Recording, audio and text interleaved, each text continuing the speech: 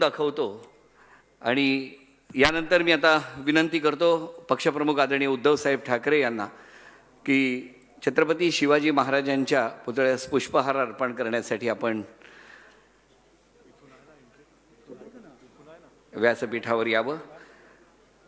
शिवसेना नेते युवासेना प्रमुख आदित्यजी ठाकरे आपणही मंचावर यावं. छत्रपती शिवाजी महाराजांच्या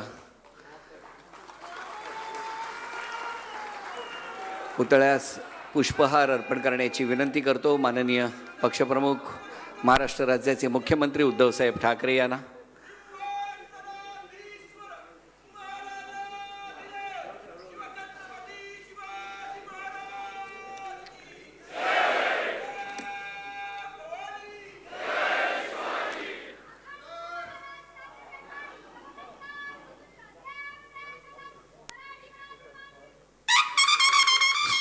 यानंतर सुभाष देसाई साहेबांना विनंती करतो की त्यांनी प्रबोधनकार ठाकरे यांच्या प्रतिमेस पुष्पहार अर्पण करावा.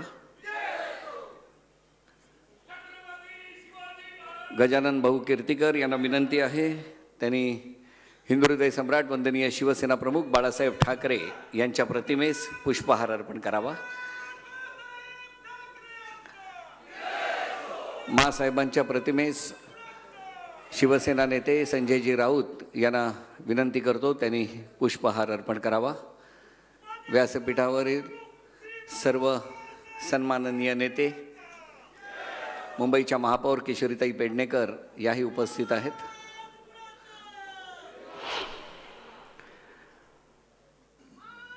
शिवसेनेच्या परंपरेप्रमाणे शस्त्रांचं पूजन करण्याची विनंती मी शिवसेनेचे पक्षप्रमुख महाराष्ट्र राज्याचे मुख्यमंत्री आदरणीय उद्धवसाहेब ठाकरे यांना करतो की त्यांनी शस्त्रांचं पूजन करावं. त्याचबरोबर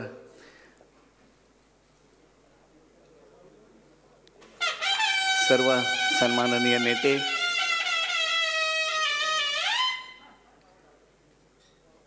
युवासेना प्रमुख शिवसेना नेते आदित्यजी ठाकरे यांनाही विनंती आहे की आपणही शस्त्रपूजन करावं.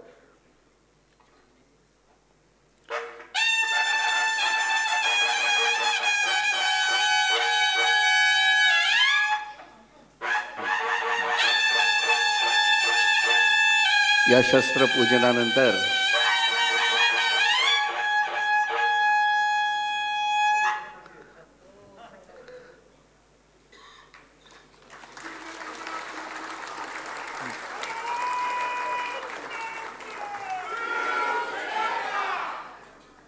सर्वांचं पूजन झालेलं आहे आणि आता विभागाच्या वतीने मंगेश सातमकर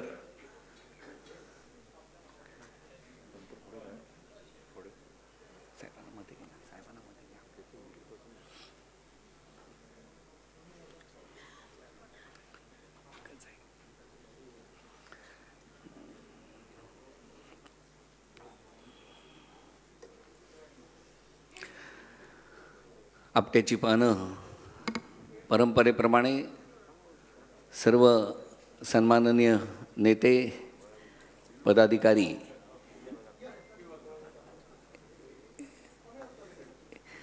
आणि यानंतर काही वेळात विचारांचं सोनं या ठिकाणी उधळणार आहेत. शिवसेनेचे पक्षप्रमुख महाराष्ट्र राज्याचे मुख्यमंत्री विभागाच्या वतीने विभाग प्रमुख मंगेश सातमकर माननीय मुख्यमंत्री यांना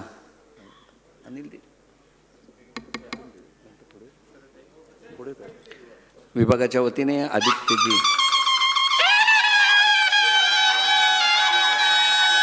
यांचाही सत्कार होतो आहे.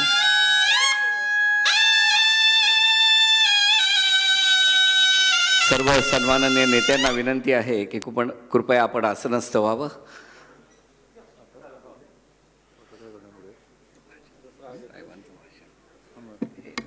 मध्ये घ्यायचं हे घ्या.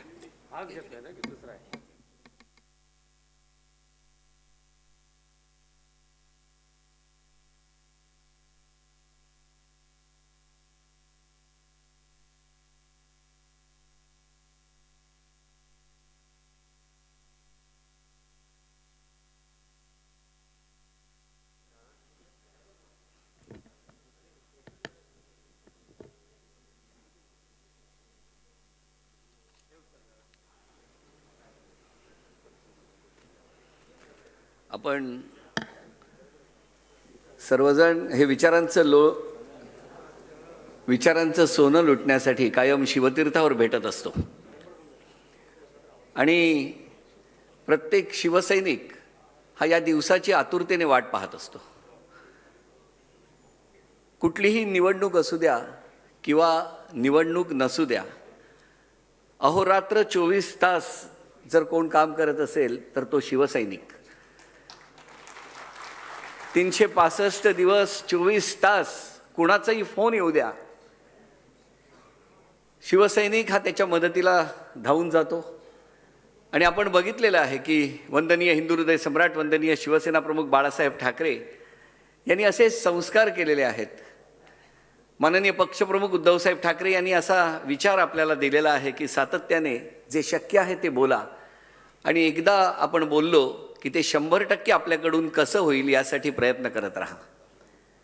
आणि कायम स्वतःचा विचार करत असताना स्वतःपेक्षा इतरांच्या सुखासाठी धावणारा जर कोण असेल तर अभिमानानं सांगावं असं वाटतं तो शिवसैनिक. आणि त्यामुळे अशा शिवसैनिकाचाही आज सन्मान आपल्या पक्षप्रमुखांनी केलेला आहे.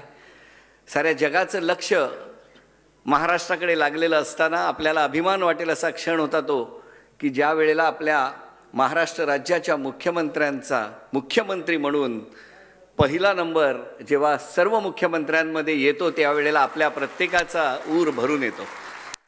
आणि अशा वेळेला हे विचार ऐकण्यासाठी आज आपण या ठिकाणी आहोत.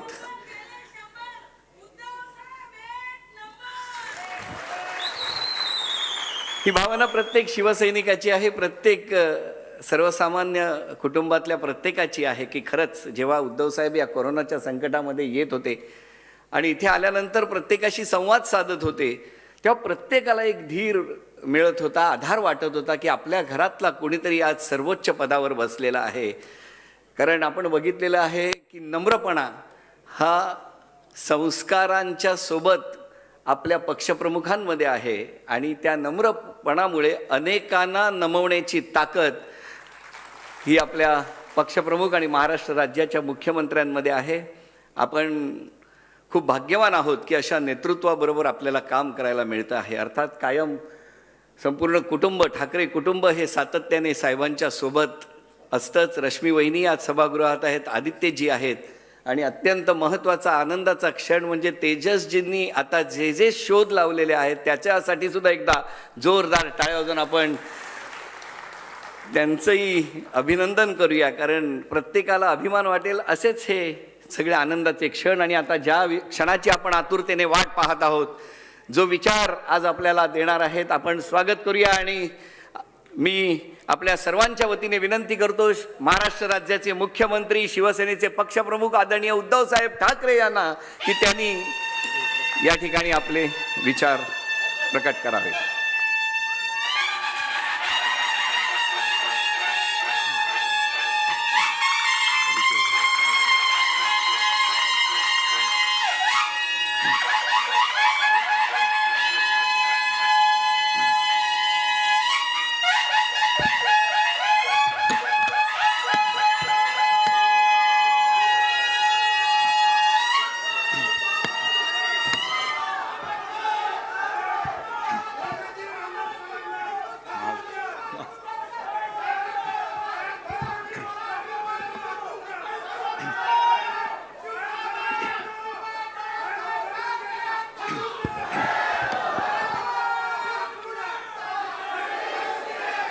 जमलेल्या माझ्या तमाम हिंदू बांधवांनो, भगिनींनो आणि मातांनो,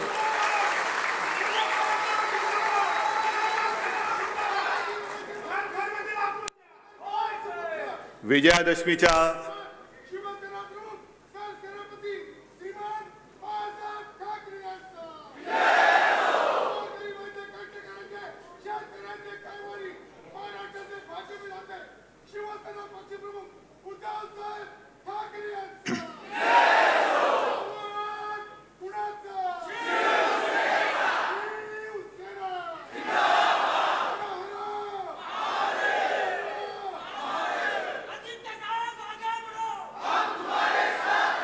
मला कल्पना आहे बऱ्याच दिवसानंतर आपल्याला वाव मिळालेला आहे.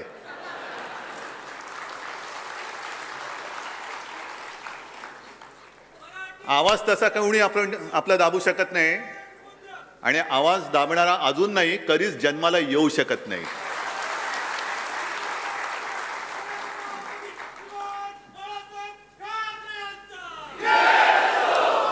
सर्वप्रथम मी आपल्याला सर्वांना दसऱ्याच्या आणि विजयादशमीच्या शुभेच्छा देतो. मला पण जरा बरं वाटलं, बऱ्याच दिवसानंतर जमलेल्या माझ्या तमाम हिंदू बांधवांनो, भगिनींनो आणि मातांनो अशी साथ घालता आली. आजचा हा क्षण आपल्या आयुष्यामध्ये फार मोलाचा आणि महत्त्वाचा आहे. सुवर्ण क्षण असतो हा. जी परंपरा शिवसेना प्रमुखाने 1966 साली सुरू केली ती समर्थपणे तुमच्या सगळ्यांच्या सोबतीने आपण पुढे नेत आहोत, याचा मला अभिमान आहे. माझ्यासाठी हा क्षण आणि हा दिवस आपल्या सगळ्यांचे एकत्रित आशीर्वाद घेण्यासाठीचा असतो. आणि आपण पाहिलं असाल की शस्त्रपूजन झाल्यानंतर मी माझ्या खऱ्या शस्त्रांची पूजा केली, आपल्यावरती फुलं उधळली. ही माझी शस्त्र आहेत जी शिवसेना प्रमुखांनी मला दिलेली आहेत. आणि हे आशीर्वाद घेत असताना माझ्या मनामध्ये नेहमी एक नम्र भावना असते की हेच प्रेम सर्वप्रथम प्रत्येक जन्मी मला माझे हेच आई वडील मिळाले पाहिजेत, माझं कुटुंब, माझा परिवार हाच मिळाला पाहिजे, जन्मही महाराष्ट्रामध्येच झाला पाहिजे आणि मला स्वतःला मी मुख्यमंत्री आहे असं कधी वाटू नये. मला तर सोडाच, पण माझ्या तमाम जनतेला सुद्धा मी मुख्यमंत्री आहे असं वाटता कामा नये. मी तुमच्या घरातला कोणीतरी आहे, तुमचा भाऊ आहे असं वाटो, ही माझी ईश्वरचरणी प्रार्थना आहे. कारण काही जणांना असं वाटतं, जे बोलत होते मी पुन्हा येईन, ते बोलतायत आता मी गेलोच नाही, बस तिकडे आहे तिकडेच. पण जे संस्कार असतात, जी संस्कृती असते ती हीच असते. जे माझ्या आजोबांनी शिकवलं, माझ्या वडिलांनी आणि आईने शिकवलं मला, ही पदं काय आहेत, सत्ता तरी काय आहे. परत येतील जातील परत येतील, सत्ता येईल जाईल परत येईल, ती आली पुन्हा येईल. पण कधीही मी कोणीतरी आहे अहमपणा तुझ्या डोक्यात देऊ नको. ज्या क्षणी तुझ्या डोक्यामध्ये हवा जाईल त्या क्षणी तू संपलास. आणि नेहमी जनतेशी नम्र राहा, तो प्रयत्न मी माझा करत असतो. नम्रपणाने आशीर्वाद घेत असतो आणि हे आशीर्वाद हीच तर ताकद आहे. हे मागून कोणाला मिळत नाहीत. हे खरं वैभव आहे, हे खरं ऐश्वर्य आहे. हे जोर जबरदस्तीने मिळत नसतात, ते कमवावे लागतात आणि ती कमवण्याची परंपरा ही मिळालेली आहे आपल्याला. काही गोष्टींचं मला नवल वाटतं. आज सुद्धा मी काय बोलणार, कोणाचा समाचार घेणार, कोणाचे वाभाडे काढणार, बऱ्याच दिवसानंतर बोलतोय. एकतर मनामध्ये अशी गर्दी झाली विषयांची, पण पंचायत अशी आहे की करोनामध्ये गर्दी नाही चालत. बरं, गर्दीमध्ये प्रत्येकाला विचारू नाही शकत 2 वॅक्सिन घेतलीस का रे बाबा. विचारानं कसं विचारणार, विचारानं मास्क कसा घालणार. पण तरी मला हेही माहिती आहे की माझ्या भाषणानंतर अनेक जण माझं भाषण संपतंय कधी आणि चिरकायला मिळतंय कधी तोंडामध्ये बोंडकं घालूनच बसलेले आहेत की यांचं भाषण होतंय कधी आणि आम्ही चिरकतोय कधी. चिरकू द्या. त्यांना उत्तर देण्यासाठी मी तुमच्याशी बोलत नाही, मी तुमच्यासाठी बोलतो आहे. मी माझ्या टीकाकारांसाठी बोलत नाहीये, मी तुमच्यासाठी बोलतोय, जनता जनार्दनासाठी बोलतो आहे, माता भगिनींसाठी बोलतोय. पण ही एक विकृती हल्ली आलेली आहे आणि मला आता असं वाटायला लागलेलं आहे की हे जे चिरकणं आहे, मग ठाकरे कुटुंबियांवरती हल्ले म्हणजे असा कोणी मायचा पूत जन्माला आलेला नाही, ठाकरे कुटुंबियावरती हल्ला कर, तिथल्या तिथे ठेचून टाकू त्याला, तिथल्या तिथे ठेचू. पण काही वाटेल ते बोलायचं, कुटुंबियांची बदनामी करायची. हे आता त्यांचं रोजगार हमीचं काम झालेलं आहे. रोजगार हमी काय करणार, कोरोनामध्ये सगळं बंद आहे, मग काय करायचं. तू चिरकलायस किती, एवढा चिरकलायस, मग हे त्याचे पैसे, एवढा चिरकलायस, हे चिरकत राहा. तुम्ही चिरकत राहा, पण माझा वाडा चिरेबंद आहे.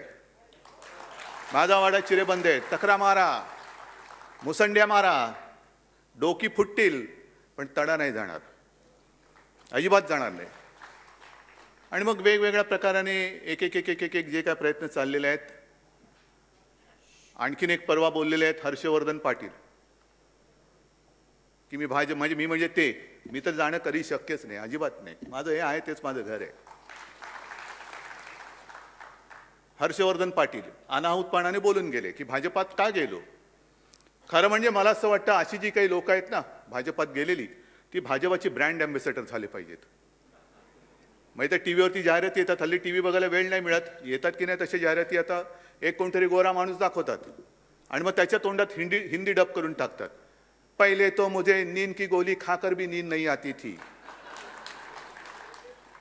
दरवाजे पर टक टक होती तो रोंगटे खड़े हो जाते थे, फिर किसी ने कहा तुम भाजपा में जाओ.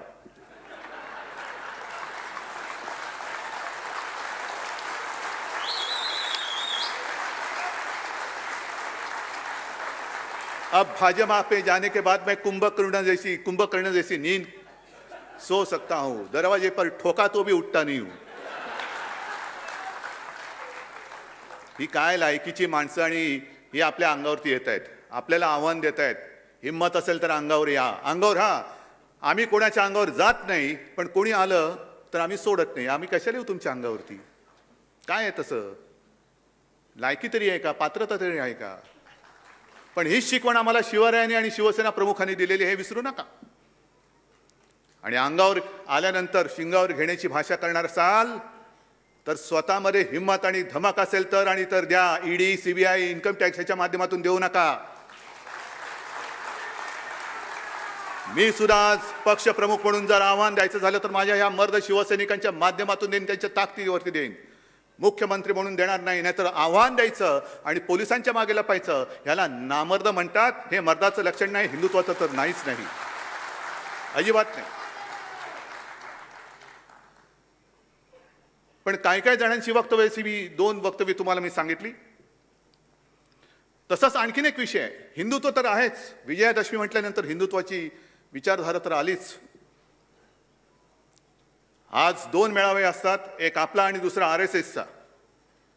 आपले विचार एक आहेत, धारा वेगळ्या असू शकतील, पण विचार एक होते आहेत. म्हणून आणि म्हणूनच आम्ही केवळ आणि केवळ हिंदुत्व म्हणून भारतीय जनता पक्षाशी युती केली होती.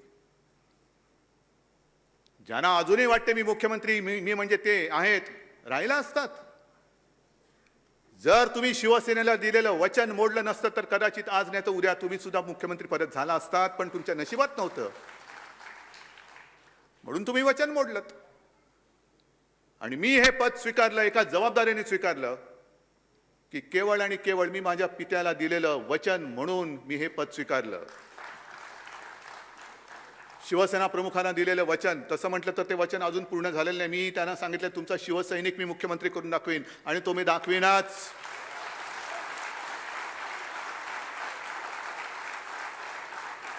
ही जबाबदारी मी मोठ्या विचाराने घेतलेली आहे. आणि कदाचित जर का दिलेलं वचन त्यांनी पाळलं असतं आणि शिवसैनिक मुख्यमंत्री केला असता तर मी कदाचित हा शब्द वापरतोय, मी हा राजकीय जीवनातून बाजूला सुद्धा झालो असतो. कारण हे क्षेत्र माझं नाही, जी माझ्यावर टीका होते. होय, हे माझं क्षेत्र नाही. मी एक पुत्र कर्तव्य निभावण्यासाठी म्हणून या क्षेत्रात आलो आणि पाय रोवून ठामपणाने उभा राहिलेलो आहे. जी जबाबदारी खांद्यावर आहे ती ठामपणे पार पाडल्याशिवाय मी राहणार नाही, या एका निश्चयाने मी उभा राहिलेलो आहे. हाँ, हे काय थोतांड नाहीये की मैं तो फकीर हूं, झोली पहन के ये झोली बिली, हे माझी अशी दरिद्री कर्मदरिद्री विचार आमचे नाहीयेत.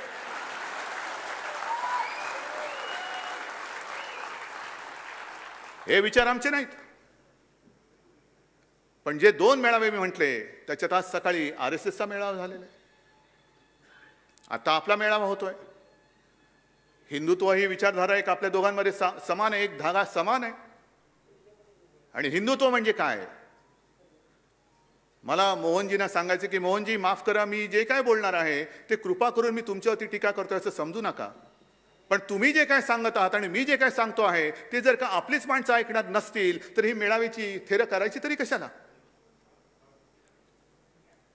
गेल्या वर्षी सुद्धा जे मोहनजींनी सांगितलं होतं, हिंदुत्व म्हणजे काय, मी आणले त्यांची वाक्य ही आणलेली आहेत. पण एक मुद्दा मी स्पष्ट करू इच्छितो की आमचं हिंदुत्व म्हणजे काय. आमचं हिंदुत्व हे राष्ट्रीयत्व आहे. आणि शिवसेना प्रमुखांनी अनेकदा सांगितलेलं आहे, तुम्ही सुद्धा त्याला साक्ष आहात, की पहिल्यांदी आपण माणूस म्हणून जन्माला येतो, जात पात धर्म हा नंतर आपल्याला चिकटतो. मग काय करायचं आहे, धर्माचा अभिमान असायला पाहिजे, धर्म पाळायचा पाळला पाहिजे. पण प्रत्येकाने आपापला धर्म आपल्या घरात ठेवायचा आणि घराबाहेर जेव्हा मी पाऊल टाकतो तेव्हा हा माझा देश, हाच माझा धर्म असलाच पाहिजे, हे आमचं हिंदुत्व आहे.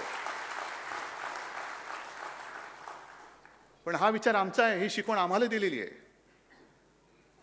अशी शिकवण घेऊन आम्ही घराबाहेर पडतो आणि देश हा माझा धर्म म्हणून जेव्हा आम्ही वाटचाल करत असतो, त्यावेळेला जर का आमच्या वाटेमध्ये स्वतःच्या धर्माची मस्ती घेऊन मध्ये कोणी अडथळा आणला तर मग मात्र आम्ही एक कडवट देशाभिमानी, राष्ट्राभिमानी हिंदू म्हणून त्याच्यासमोर उभे राहिल्याशिवाय राहणार नाही. ही सुद्धा आमची पुढची शिकवण आहे. हल्ली काय झालेलं आहे, नुसतं ब्ला ब्ला ब्ला ब्ला बोलत जायचं, टीका करायची, विचारांचा पत्ता नाही, कशात काही नाही, एकाचं पायपोस दुसऱ्यात नाही. आणि आज सुद्धा जे मोहन भागवतांचे जे आहेत विचार,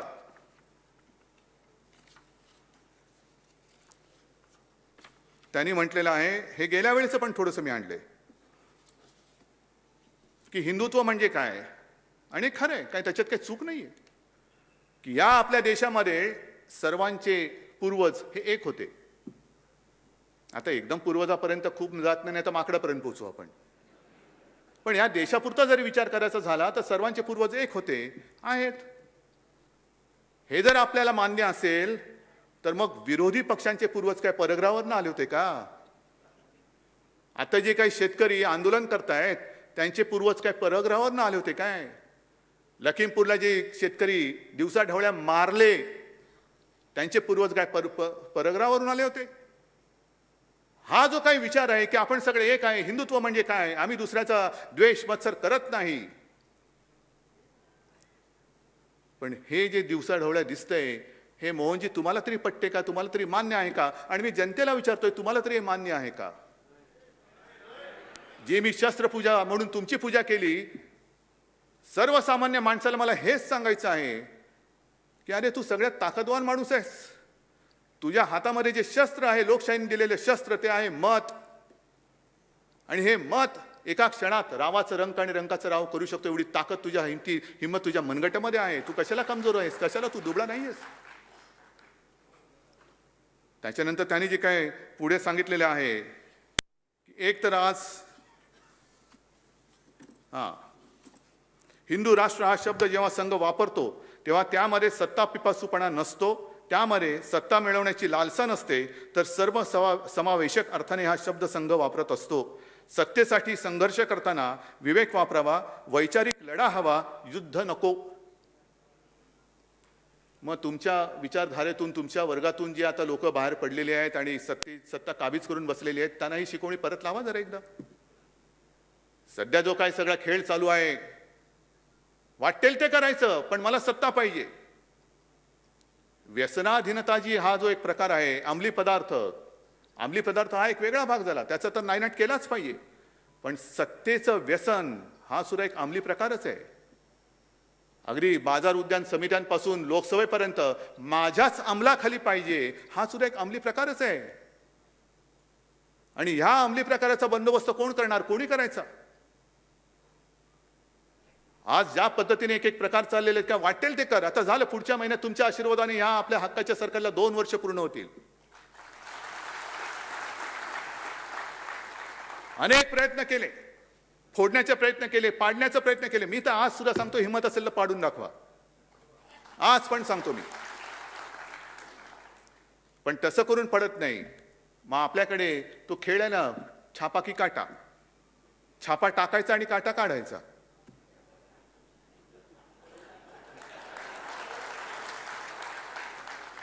छापा की काटा. मग तिकडनं विचारतं, टाकला छापा, काढला काटा. हे जास्त थेरं चालू नाही शकत. हा देशाचा अमृत महोत्सवी, स्वातंत्र्याचा अमृत महोत्सव सुरू आहे. त्यावेळेला जसा संपूर्ण देश पेटला होता आणि त्या देशामध्ये महाराष्ट्र लाल बाल आणि पाल, महाराष्ट्र एक पुढे होता, पंजाब पुढे होता आणि बंगाल पुढे होता. बंगालनी त्यांचं कर्तृत्व दाखवलेलं आहे. मी खरोखर ममता दीदींना आणि बंगाली जनतेला धन्यवाद देतोय, अभिनंदन करतो आहे की तुम्ही ती एक जिद्द, न झुकण्याची जिद्द ही कायम ठेवलेली आहे आणि ती जिद्द आपल्या सुद्धा रगारगामध्ये आणि रक्तामध्ये आहे, ही आपल्याला तयारी ठेवावी लागेल. हर हर महादेव म्हणजे काय असतं ते कदाचित पुन्हा एकदा दिल्लीच्या तख्त्याला दाखवण्याची वेळ येऊ नये, पण आलीच तर दाखवावंच लागेल.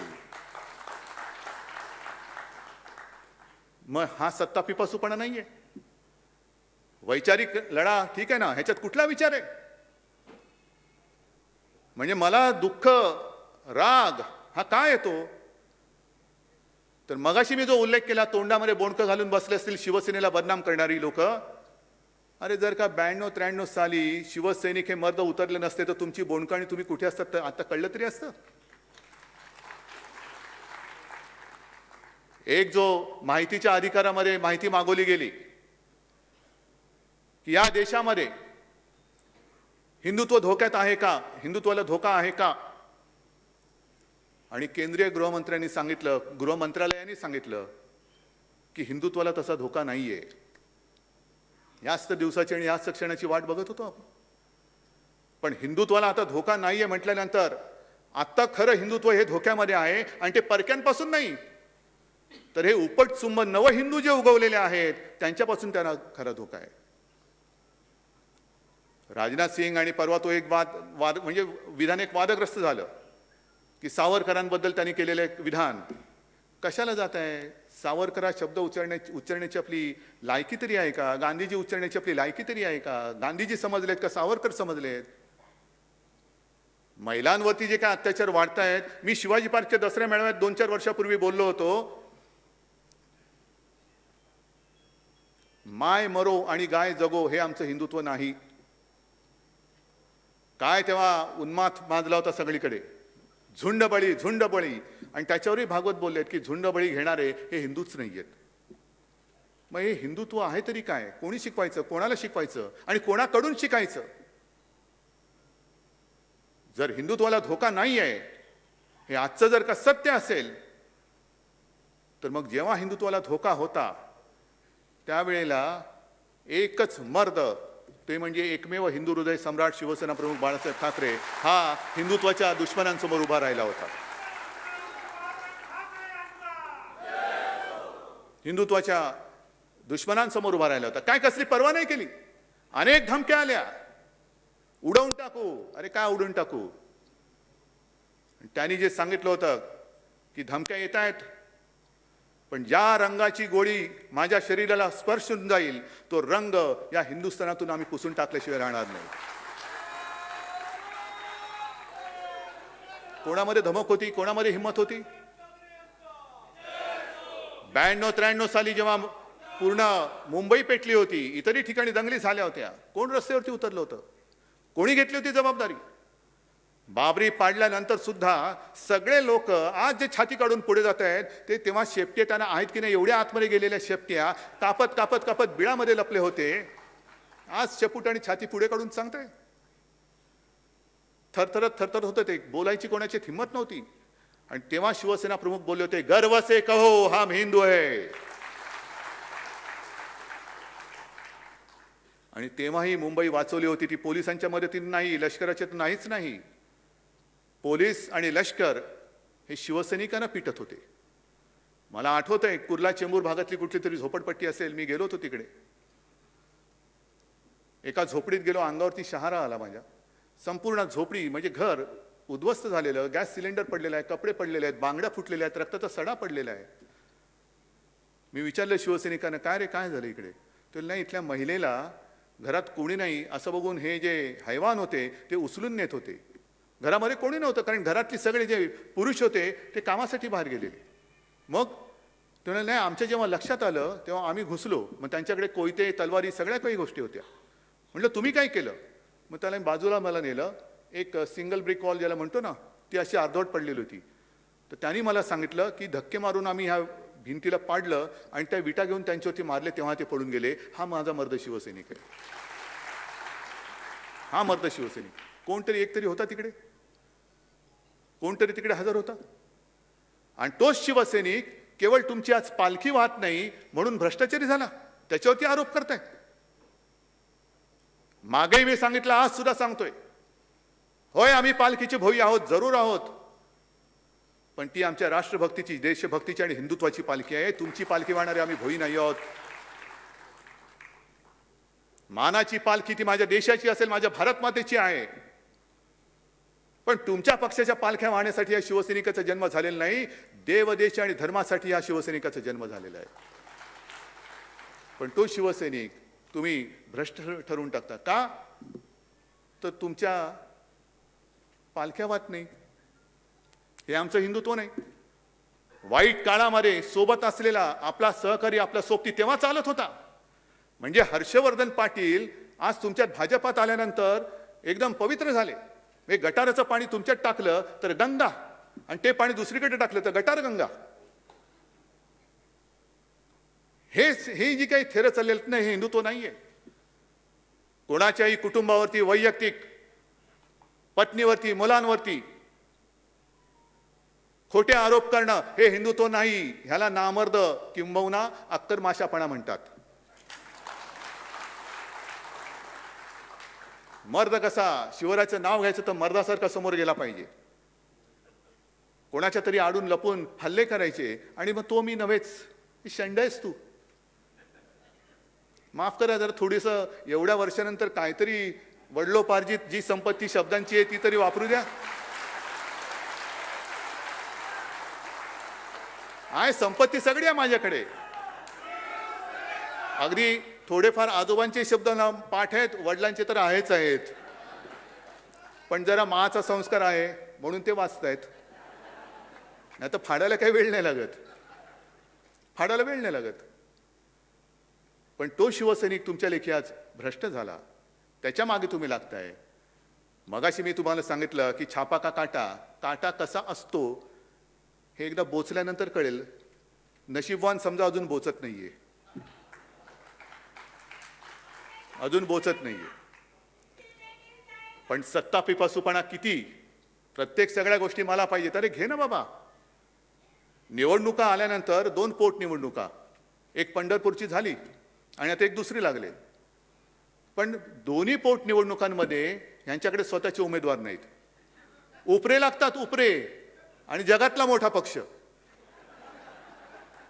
काय मोठा पक्ष आहे, उमेदवारच नाही, उपरे घ्यावे लागतात. घे उपरे आणून आणून आणून, म्हणजे प्लॅटफॉर्मवरची गर्दी, मोठा पक्ष. या सगळ्या गोष्टींचा हा सगळा उबग आलेला हा प्रकार आहे. मगाशी तुम्ही जे काही एक फिल्म बघितली, ही फिल्म ही का दाखवली? साधारणतः मेळाव्यामध्ये वक्त्यांची रांग असते. म्हटलं यावेळेला एक वेगळा प्रकार करू. आपण केलेली कामं हाच आपला वक्ता, हाच आपला वक्ता. आणि अभिमानाने तुम्हाला सुद्धा सांगता आलं पाहिजे की होय हे आम्ही केलेलं आहे, माझ्या शिवसेनेने केलेलं आहे. बरीच कामं आहेत जी एका फिल्ममध्ये आपण आणू शकत नाही. आणखीन काही कामं आहेत, एक 2-4 कामं तुम्हाला मी आता सांगणार आहे. पण पहिल्या प्रथम मी एकनाथ तुम्हाला आणि आपल्या ठाण्यातल्या तमाम शिवसैनिकांना धन्यवाद देतोय. का माहिती आहे तुम्हाला? कारण त्यांनी नवरात्रीमध्ये 9 दिवस गरबा खेळला. ही नाही आपली पद्धत. आम्हाला गरब्याला परमिशन देत नाही. हे कसलं हिंदुत्व? ते हिंदुत्व नाहीच. नवरात्रीचा जो मुहूर्त आहे, नवरात्रीचे जे दिवस आहे, तो जो सण आहे, त्या पूर्ण 9 दिवसात ठाणेकरांनी रक्तदान केलेलं आहे आणि विक्रम केलेला आहे. कोणत्या तरी पक्षामध्ये ही धमक, ही जाण, ही जाणीव, ही जाग ही शिल्लक राहिलेली आहे. ही शिल्लक राहिली. समाजसेवा, हिंदुत्व हे रक्तात असावं लागतं. आणि रक्त नुसतं रक्त पिपासूपणा नव्हे, तर रक्तदान करणं हा सुद्धा धर्म आहे. आणि रक्तदान करताना आम्ही हे नाही विचारत हे रक्त कोणाला जाणार आहे, हिंदूला जाणार आहे का मुसलमानाला जाणार आहे, मराठी माणसाला जाणार आहे का अमराठी माणसाला, नाही. जे मोहनजी तुम्ही सांगताय ना सर्वांचे पूर्वज एक होते, रक्तदान आम्ही करतो आहोत, ज्याला ज्याला गरज असेल आणि ज्याचे जीव आम्ही वाचवू शकतो त्याला आमचं रक्त देतो आहोत आम्ही. हे असं एवढं विक्रमी शिबिर एका तरी पक्षाने घेऊन दाखवावं आणि घेतल्यानंतर किमान त्यांच्या इकडे बॅनर लावायला तरी लोक आली पाहिजेत. रक्त द्यायला तर दूरच, पण बॅनर लावायला तरी आले पाहिजेत. मधल्या काळामध्ये एक राज्यपाल महोदयांनी मला पत्र लिहिलं आहे, प्रकार गंभीर आहे. महिलांवरचे अत्याचार वाढतायत आणि मध्ये एक जी घटना घडली होती त्याचा उच्चारही करू नये एवढी ती निर्घुण आणि जेवढी निंदा करावी ती कमीच आहे. पण त्यांनी लगेच सांगितलं की विधानसभेचं 2 दिवसाचं अधिवेशन घ्या. मी त्यांना नम्रपणाने सांगितलं की हा शिवरायाचा महाराष्ट्र आहे आणि या महाराष्ट्रामध्ये माता भगिनींचा मान सन्मान कसा करायचा ही शिकवण आम्हाला आहे. परंतु तरी देखील या गोष्टी घडतायत. घडल्यानंतर कोणी जरी असला तरी त्याला दया माया क्षमा आम्ही दाखवणार नाही, अजिबात नाही. आणि त्याप्रमाणे ती घटना जेव्हा घडली त्याच्यानंतर एक जेमतेम 15-20 मिनिटात, अर्ध्या तासामध्ये त्या नराधमाला आपण अटकेत टाकलं आणि आता फक्त एक केसची औपचारिकता बाकी आहे, नाहीतर त्याला फासावरती लटकवल्याशिवाय आपण काही सोडत नाही.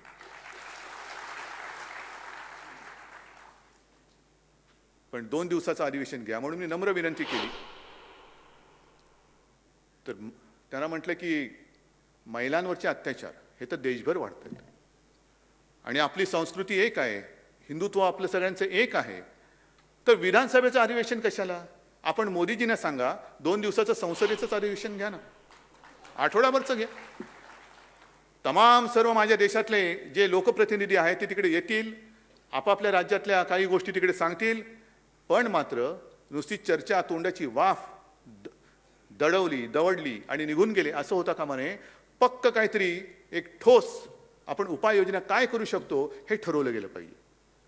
नाहीतर यायचं एखादी घटना घडल्यानंतर अश्रू ढाळायचे, मला माफ कर आणि निघून जायचं. तसं नाही. काय करायचं सांगा. कायदा करायचा करतो आहोत, कडक शासन करायचं करतो आहोत, पण एकूणच ह्या घटना थांबतील कशा? घटना घडल्यानंतर काही करायचं, त्याच्याऐवजी घटना होणार नाहीत ह्याच्यासाठी देशात एक काहीतरी आपण करूया ना, काहीतरी करू चांगलं. पण नेमकं काय होतंय की महाराष्ट्राकडे एका वेगळ्या नजरेने पाहिलं जाते. महाराष्ट्रामध्ये काही एखादं घडलं की गळा काढायचा, लोकशाहीचा खून झाला. मग महाराष्ट्रामध्ये लोकशाहीचा खून झाला म्हणून गळा काढत असाल तर उत्तर प्रदेशमध्ये काय लोकशाहीचा मळा फुललेला आहे काय? म्हणजे जसं मी शिवसैनिकांचं सांगितलं की त्यावेळेला हिंदुत्व विरोधात जे नराधम रस्त्यावरती उतरले होते त्यांना शिवसैनिकांनी त्यांच्या हिमतीवरती अडवलं होतं, वार छातीवरती घेतले होते आणि छातीवरती वार केले होते. त्याचप्रमाणे 26 नोव्हेंबर कोणी विसरू शकत नाही. जो अतिरेकी हल्ला मुंबईवरती झाला होता, कशाला आपण ते स्मृतिदिन आणि सगळ्या गोष्टी साजऱ्या करायच्या? साजऱ्या नाही, स्मृतिदिन पाळायचे. ओंबळे गेले, करकरे, कामटे हे सगळे पाळत असताना ज्या वेळेला अतिरेकी घुसले होते आणि त्यांच्या सोबत त्यांच्या बरोबरीने स्वतःच्या जीवाची पर्वा न करता जे माझे पोलीस लढत होते, आपले पोलीस लढत होते, त्यांचं कौतुक करायचं की त्यांना माफिया बोलायचं? आलेत ना इकडे सुद्धा, नांगरे पाटील असतील, आहेत, मला बाहेर भेटले, असे अनेक पोलीस आहेत,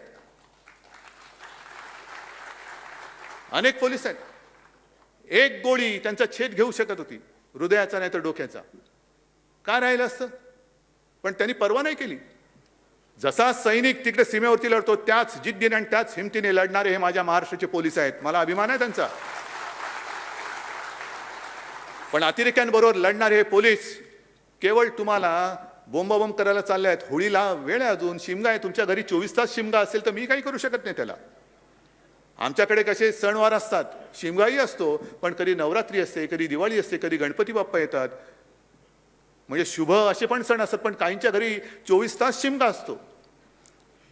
मग शिमगा करायला तुम्हाला जाताना जर का अडवलं म्हणून माझे पोलीस माफिया, तर मग त्या अखिलेश यादवला त्यांच्या घराच्या तिकडे अडवलं, प्रियांकाला अडवलं, छत्तीसगडच्या मुख्यमंत्र्यांना अडवलं. म्हणजे अखिलेश यादवच्या इकडे तर जवळपास रणगाड्या आणण्याचं बाकी होतं, बाकी सगळा बंदोबस्त लावला होता. हे माझे पोलीस जर माफिया असतील तर उत्तर प्रदेशचे पोलीस काय भारतभूषण किंवा भारतरत्न आहेत? लखीमपूरला जे काही घडलं, का नाही पोलीस त्यांना अडवू शकले? सत्ता पिपासूपणा आणि न्यायवृत्ती ही केवळ आणि केवळ महाराष्ट्र तर राहीलच. कोणी टीका केली नाही तरी मला परवा नाही, पण महाराष्ट्र हा न्यायाला आणि सत्तेला नव्हे सत्याला जागणारा हा प्रदेश आहे. सत्याला जागणारा हा प्रदेश आहे.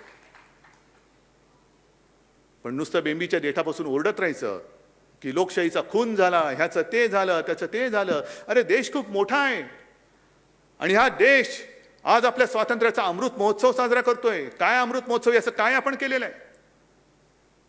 कधीतरी आपण याचा विचार केला का की पूर्वी ज्यांनी आपल्या देशासाठी रक्त सांडलं ते जर का समजा मगाशी म्हटलं सावरकर आणि गांधीजी या सगळे जे चिरकुट वाद करणारे आहेत त्यांच्यासमोर येऊन उभे राहिले, काय रे बाबा काय मी तुला समजलंय, सांग तू काय केलंस देशासाठी? मी तर हे केलं. सावरकर म्हणतील की त्यांनी काय हाल अपेष्टा सोसल्या ते सांगतील, गांधीजी सांगतील, आणखीन कोणी सांगतील. पण त्यांच्यावरनं वाद करणारे जे कोणी आज आहेत त्यांनी देशासाठी काय केलं हा प्रश्न दुसऱ्याने विचारण्याच्या आधी स्वतः का नाही विचारून बघत? ना कधी कुठे स्वातंत्र्य लढ्यामध्ये हिस्सा होता, ना कधी कुठे काही आंदोलनामध्ये हिस्सा होता, पण भारत माता की जय जोरात ओरडलं की जवानापेक्षा मी जास्त देशभक्त होतो. हे माझ्या देशाचं दुर्दैव आहे. आज हे माझ्या देशाचं दुर्दैव आहे. अनेक जणांची ती आता एक शैली झालेली आहे की भाषणाला उभं राहिल्यानंतर भारत माता की जोरात ओरडायचं, मग वंदे मातरम. काय केलं काय तुम्ही देशासाठी? काय करणार काय आहात? 75 वर्ष झाली स्वातंत्र्याला. कधीतरी आपण थांबून कधीतरी पाठी वळून बघणार आहोत की नाही की मी माझ्या देशात नेमकं केलं काय आणि माझा देश नेमका चाललाय कुठे? मला तर स्पष्ट वाटतं की अमृत महोत्सवामध्ये नुसतं रोषणाई केली. काल सुद्धा छत्रपती शिवाजी महाराजांच्या पुतळ्याचं आपण रोषणाईचं एक उद्घाटन केलं. तिकडे जे काय शिवाजी पार्क, शिवतीर्थ त्याच्यात रोषणाई केली. आता आपण इकडे बसलो असताना शिवसेना प्रमुखांच्या पुतळ्याच्या तिकडे रोषणाई सुरू करतो आहोत. बस झालं आमचं काम. पुढच्या 15 ऑगस्टला खिशावरती तिरंगा लावायचा आणि फिरायचं हातात झेंडा घेऊन भारत माता की. नाही, या वर्षामध्ये काही गोष्टींवरची चर्चा व्हायला पाहिजे, उघड चर्चा व्हायला पाहिजे. अमृत महोत्सव आहे ना, मग अमृत मंथन करा. काय नेमका आपला देश आहे कुठे, काय आपण देशामध्ये स्वातंत्र्यात कमावलेलं आहे, काय गमावलेलं आहे, ह्याचा कुठेतरी एक उहापोह करण्याची आता वेळ आलेली आहे. आणि पहिला विषय जसं मी म्हटलं तसा महिलांच्या अत्याचाराचा विषय झाला पाहिजे. आणि त्याच बरोबरीने आपल्या देशाची जी एक पद्धत आहे संघराज्यावरती सुद्धा चर्चा खुलेपणाने झाली पाहिजे. काय केंद्राचे अधिकार किती आहेत, राज्याचे अधिकार किती आहेत? आणि जेव्हा ही घटना बनत होती तेव्हाही हा वादविवाद झाला होता. अनेक विचारवंतांनी शंका व्यक्त केल्या होत्या की काय ही घटना तुम्ही करतायत. बाबासाहेबांना प्रश्न विचारला होता.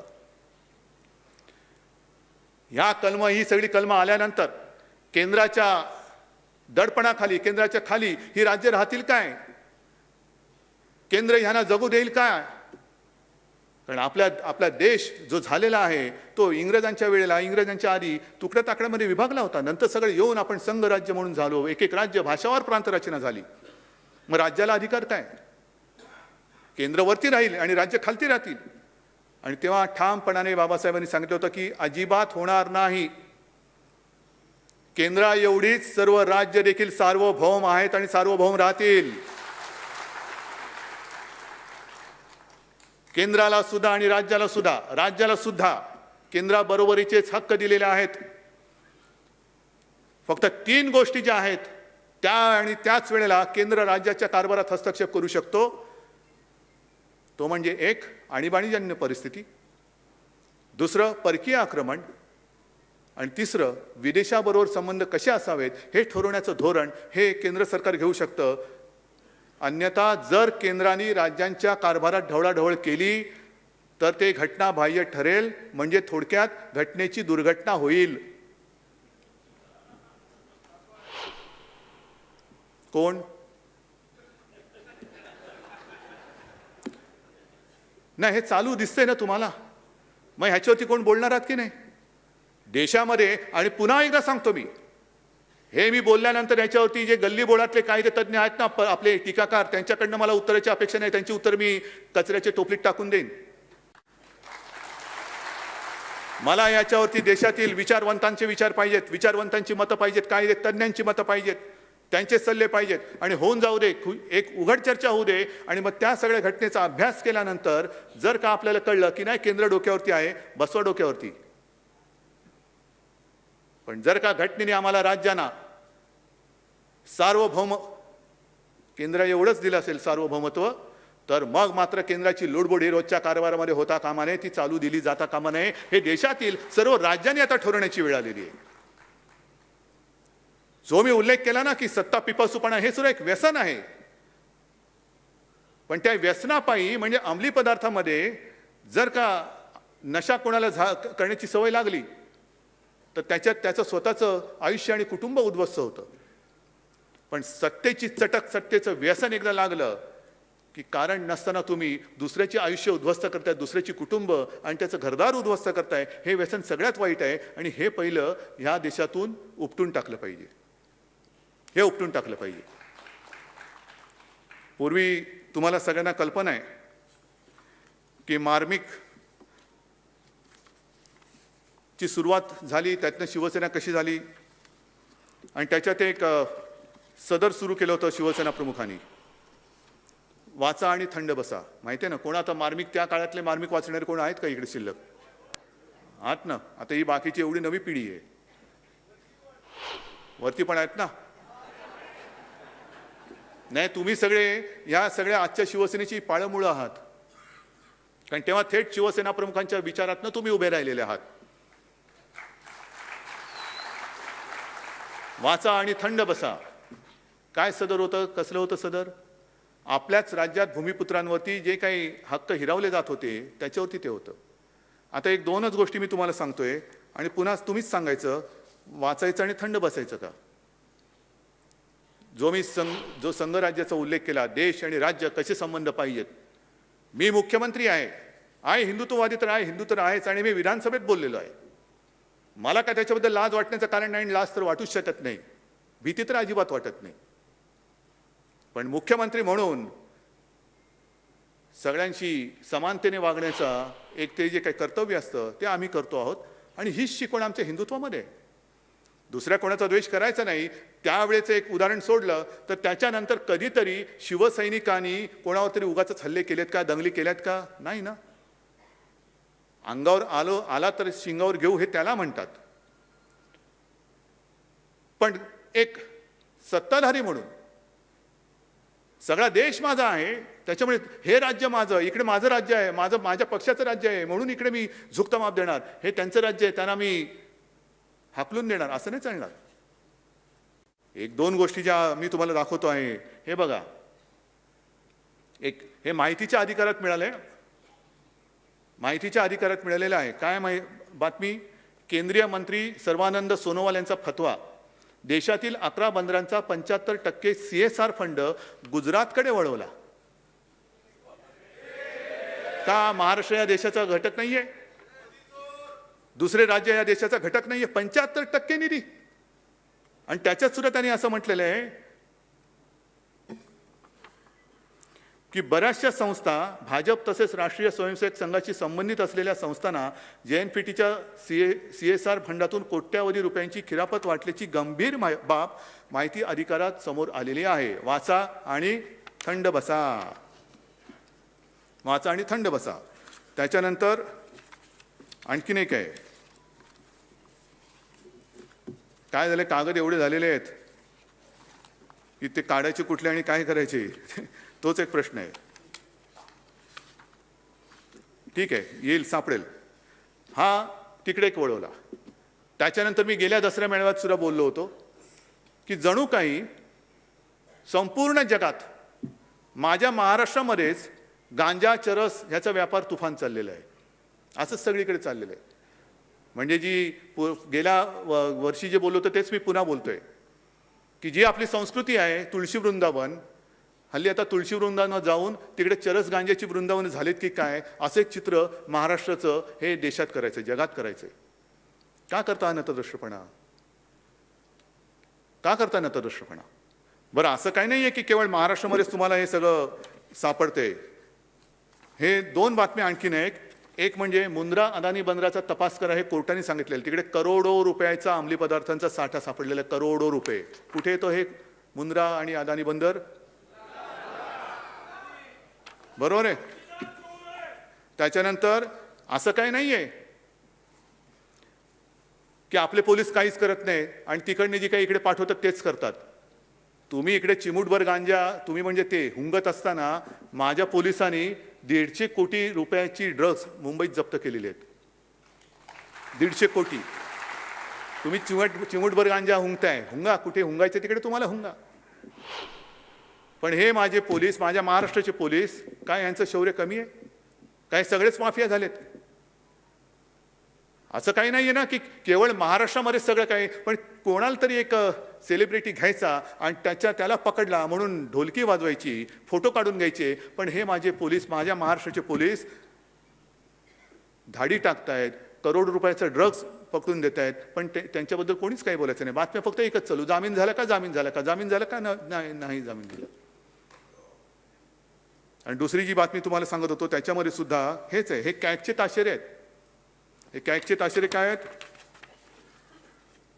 की मोदी सरकार आल्यानंतर गुजरातचा निधी 350% वाढला, थेट संस्थांकडे हस्तांतरित केला गेला. हे कॅगचे ताशेरे आहेत. हे सगळं चाललेलं आहे आपल्या डोळ्यात देखत. वाचा आणि थंड बसा. महाराष्ट्रामध्ये अतिवृष्टी झाली आहे ना, दिले ना त्यांना 10,000 कोटीचं एक मदत, आपलं कर्तव्य म्हणून, कर्तव्य निधी म्हणून त्यांना दिलेला आहे 10,000 कोटींचा. जून जुलैमध्ये सुद्धा 11,000 कोटींचा दिलेला आहे. आणि मग बोंबलत बसायचं की वसुली करायच्या वेळेला सरकारचा ससा होतो आणि मदतीच्या वेळेला त्यांचं कासव होतं. बरोबर आहे. ससा आणि कासवाची गोष्ट सगळ्यांना माहिती आहे. ससा जोरात जातो आणि थकून पडतो, पण कासव शांतपणाने पुढे जाऊन ती रेस जिंकतं. तशी माझी मदत होणार आहे.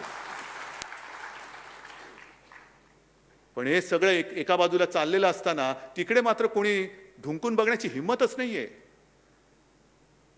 आपल्याला सुद्धा कोविडसाठी जो निधी गोळा करायचा होता, यांचा सगळा निधी गेला तिकडे. आणि आपण जी काही कोविडची लढाई लढतो आहोत ती तुमच्या सगळ्यांच्या हक्काच्या घामाच्या पैशावरती आणि तुमच्या मेहनतीवरती लढतो आहोत.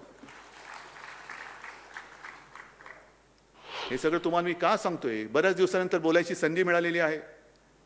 पण हे मी जे तुम्हाला सांगतोय, मी पुन्हा एकदा सांगतो, केवळ कोणावरती टीका करायची म्हणून मी बोलत नाही, पण निदान आता तरी सुधरा. देशाच्या स्वातंत्र्याला 75 वर्ष झाली. आपला देश हा जगातला सगळ्यात तरुण देश म्हणून गणला जातो. का? तर आपल्या देशात युवा शक्ती मोठी आहे. युवा शक्ती मोठी आहे. पण युवा शक्ती मी दोन्ही अर्थाने बघतो. युवा शक्ती ही शक्ती तर आहेच, पण त्यांच्या रिकाम्या हाताला काम दिलं नाही तर तो मोठा बॉम्ब सुद्धा ठरू शकतो आणि तो तुमच्या बुडाखाली लागल्याशिवाय राहणार नाही. तुम्ही त्यांना गुन्हेगार ठरवत आहात. अंमली पदार्थ मिळाले म्हणून तुम्ही गुन्हेगार ठरू शकता त्यांना. गुन्हा केला तर क्षमा करू नका, पण गुन्ह्याकडे का वळतोय? मी केवळ एका मुलासाठी नाही बोलत, मी युवा शक्तीसाठी म्हणून बोलतोय. गुन्हेगारीकडे का वळतोय? शिकतोय. शिक्षणाची सोय आपण वाढवतो आहोत, दर्जा वाढवत आहोत. मुलं शिकतायत, मोठी होत आहेत. मुली शिकतायत, मोठ्या होत आहेत. मुलगी शिकली, प्रगती झाली. नोकरी कुठे? नोकरीच नसेल, जर रिकाम्या हाताला काम नसेल आणि ते हात जर का वेडेवाकडे कुठेतरी त्यांनी वापरले तर गुन्हेगार कोण? गुन्हेगार सत्ताधारी म्हणून आपण असू, तुम्ही सुद्धा असाल आणि आम्ही सुद्धा असू. ही युवा शक्ती फार मोठी शक्ती आहे. आपण म्हणतोय की देश घडवण्याची ताकद ही या युवा शक्तीमध्ये आहे, जरूर आहे. पण युवा शक्ती जर आपण तिला व्यवस्थित घडवली नाही तर देशाची घडी ती बिघडवून टाकल्याशिवाय राहणार नाही. काय वैफल्याशिवाय दुसरं आपण देऊ काय शकतोय? नुसतं सत्ता पाहिजे, सत्ता पाहिजे, सत्ता पाहिजे. पण ह्या मुलांना आणि सगळ्या घरच्यांना त्यांना काम पाहिजे. त्यांच्या घरातली चूल पेटत नाही. ते एक दिवस सांगतील तुमचं राजकारण आणि तुम्ही दोघेही जा चुलीमध्ये. माझ्या घरातली चूल कोण पेटवतं ते मला सांगा. पहिली माझ्या घरातली चूल पेटवा आणि मग तुमचे जे काय असतील ना ते सत्तेची डोहाळ जेवणं ती तुम्ही तंतर करा. ही युवा शक्ती फार महत्वाची आहे. आपण एक प्रयत्न करतोय महाराष्ट्रामध्ये या कोरोनाच्या काळात सुद्धा उद्योगधंदे आणण्याचा प्रयत्न करतोय. एक संधी आता जगात आहे असं म्हणतात की चीनमधून बऱ्याचशा कंपन्या बाहेर पडतायत. आपण महाराष्ट्रामध्ये आणण्याचा प्रयत्न करतोय. आपण महाराष्ट्र पुढे नेण्याचा प्रयत्न करतो आहोत. महाराष्ट्र पुढे नेण्याचा प्रयत्न करतो आहोत आणि त्याच वेळेला पोटात दुखतंय म्हणून हे महाराष्ट्राला बदनाम करण्याचा विकृतपणा करता आहेत. महाराष्ट्राला बदनाम करता म्हणजे हे एकतर्फी प्रेमातून जसं होतं ना की एखाद्या मुलीने नाही म्हटलं म्हणून नराधम असतं ते ॲसिड फेकतात, तसं महाराष्ट्राने तुम्हाला नाही म्हटलं म्हणून माझ्या महाराष्ट्राच्या संस्कृतीवरती आणि महाराष्ट्राच्या प्रतिमेवरती तुम्ही ॲसिड फेकताय. कुठे फेडणार आहे पाप? काय मिळवणार तुम्ही महाराष्ट्राला बदनाम करून? अरे सत्ता पाहिजे देऊन टाकतो, जा आणि भोगा सत्ता, पण माझ्या महाराष्ट्राला जे आम्ही काम करतोय ना तसं काम करून दाखवा. आम्हाला तरी दुसरं काय पाहिजे? आम्हाला तरी दुसरं काय पाहिजे? कामं कामं कामं जी मी सांगत होतो की काही कामं आणखीन राहिलेली आहेत. एक 2-3 दिवसापूर्वीच माझ्यासमोर छान प्रेझेंटेशन झालं. सुभाष देसाई बसलेत. आपल्या या मुंबईमध्ये संयुक्त महाराष्ट्राला झाली 60 वर्ष होऊन गेली, पण या मुंबईमध्ये अजूनही मराठी भाषा भवन कोणी केलं नाही. ते आपलं महाविकास आघाडीचं सरकार दिमागदार इमारत माझ्या मराठी भाषा भवन आपण तिकडे उभं करतो आहोत. दिवाकर रावतेंनी सुद्धा खूप पाठपुरावा केला होता, पण कोण ऐकते? मराठी भाषा भवन ना काय त्यातनं मिळणार काय? संस्कार ना, जाऊ दे हो, संस्काराचं काय? संभाजीनगरला संतपीठ उभं करतो आहोत.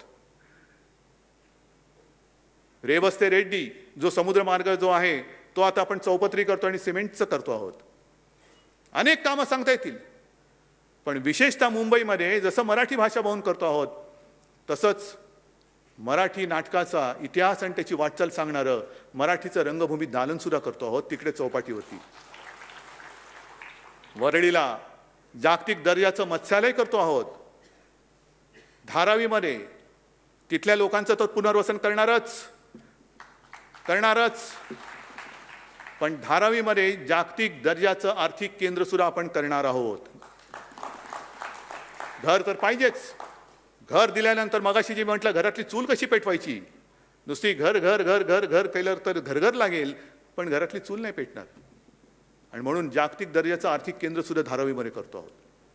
आणि आणखीन एक महत्त्वाची गोष्ट जी करतो आहोत ती म्हणजे मुंबईमध्ये एक लष्कराचं संग्रहालय करतो आहोत. हे संग्रहालय म्हणजे काय? नुसतं रणगाड्या आणून उभे केले, कोणाचे फोटो आणून लावले तसं नाही. तिथे माझी कल्पना अशी आहे की जो जवान आपल्यासाठी सरहद्दीवरती उभा राहतो, काही लोक म्हणजे बरीच लढाई कधी होऊच नये, आपल्या पिढीने तर लढाई बघितलेलीच नाही. 71चं एक युद्ध, त्याच्यानंतर तशी लढाई होऊ नये, पण लढाई न बघितल्यामुळे आता असं वाटतंय की आपल्याला स्वातंत्र्याची किंमत कळेल अशी झालेली आहे. काय असते लढाई? काय असते लढाई? लढाई म्हणजे काय असते तरी काय? कशी येतात विमानं, कसे टाकतात बॉम्ब, कसा होतो विध्वंस, हे आपण कधी बघितलेलं आणि प्रार्थना आहे ते बघूही नाही. पण याचा अर्थ असा नाही की ते सैनिक तिकडे काय करतात हे कळू नये. हे आपले सैनिक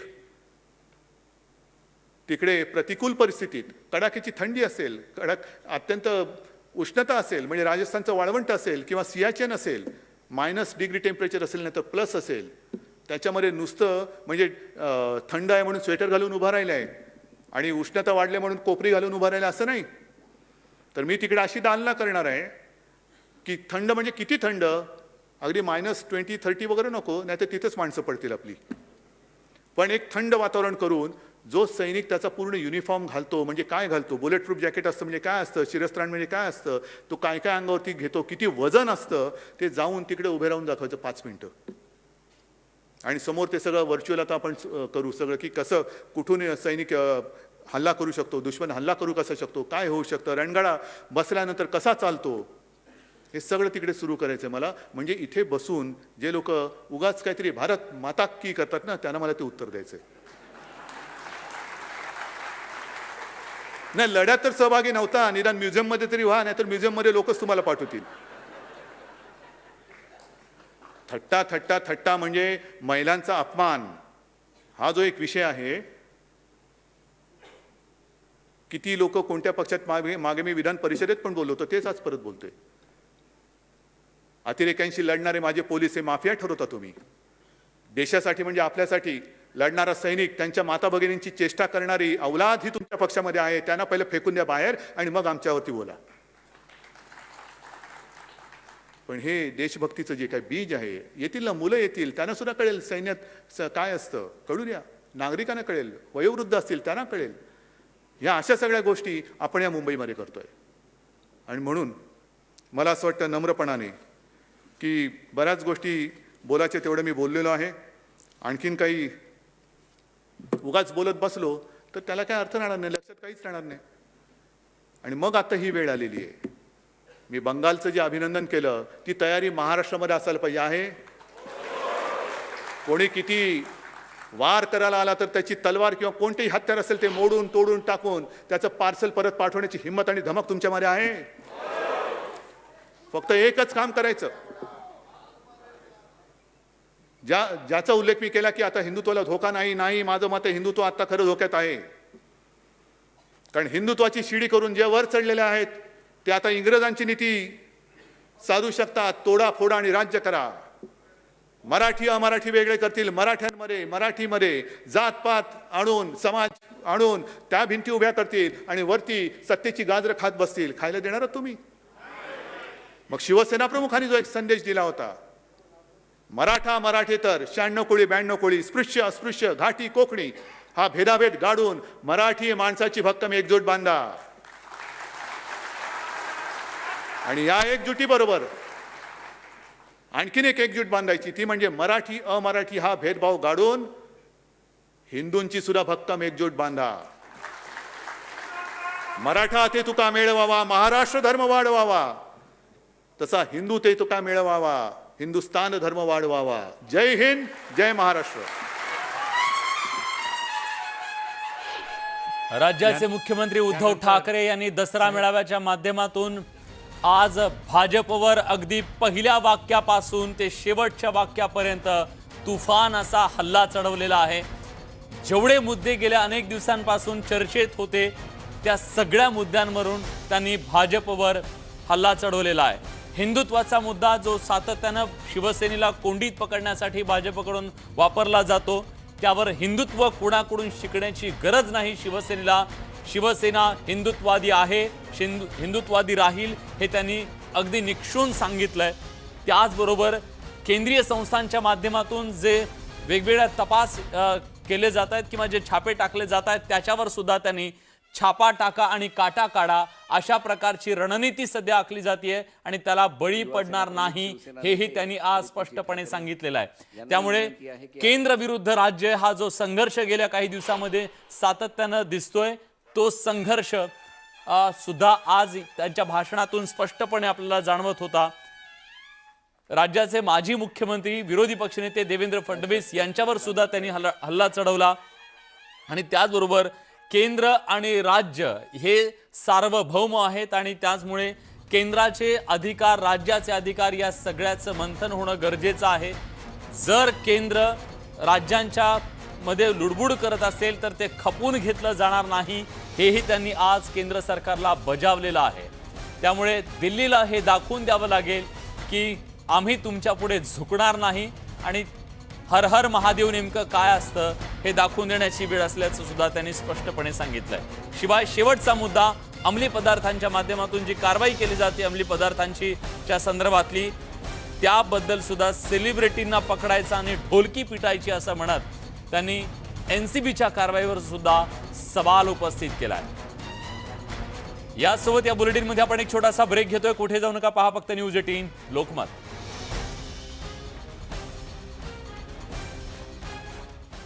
सन्मानार्थ हा दिवस साजरा केला